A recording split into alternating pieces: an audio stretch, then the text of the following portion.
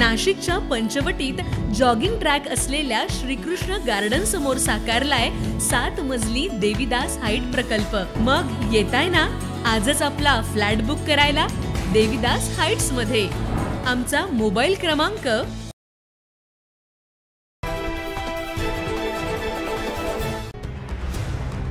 नाशिक शहरातील मुंबई नाका भाभानगर परिसरात दादासाहेब गायकवाड सभागृहाच्या पाठीमागे नासर्डी नदीकाठी जिलेटिनच्या 400 पेक्षा अधिक कांड्या भरलेल्या 7 गोण्या काल दुपारी आढळून आल्या।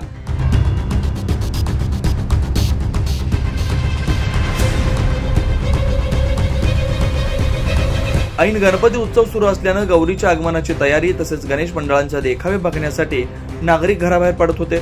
अचानक दुपारी 2 वाजताच्या सुमारास धक्कादायक प्रकार समोर आल्याने काही काळ स्थानिक नागरिकांमध्ये भीतीचे वातावरण पसरलेलं होतं। सदर घटनेची माहिती बॉम्ब शोध श्वान पथक आणि मुंबई नाका पोलिसांना मिळताच त्यांनी घटनास्थळी धाव घेऊन सुरक्षेचा भाग म्हणून सामान्य नागरिकांसाठी हा परिसर बंद केला।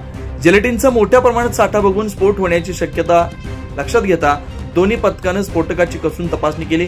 नंतर हा साठा मुदतबाह्य असल्याचं समजतात पोलिसांसह स्थानिक नागरिकांनी सुटकेचा निश्वास सोडला।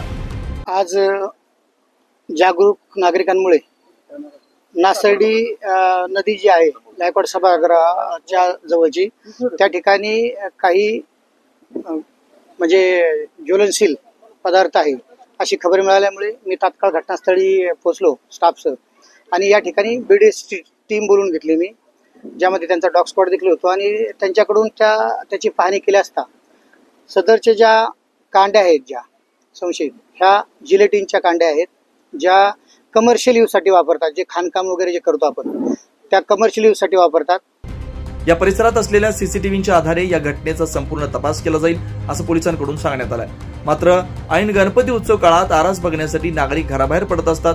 शहरात गणेश उत्सव, ईद ए मिलाद सण उत्सवात जिलेटिन साठा आढळल्यानं पोलीस यंत्रणा आता आणखी सतर्क झाली आहे। शहरात पोलीस बंदोबस्तात वाढ करण्यात आली आहे। आपल्या परिसरात काही संशयास्पद वस्तू आढळून आल्यास पोलिसांना कळवण्याचे आवाहन देखील पोलीस यंत्रणेकडून करण्यात आलं आहे।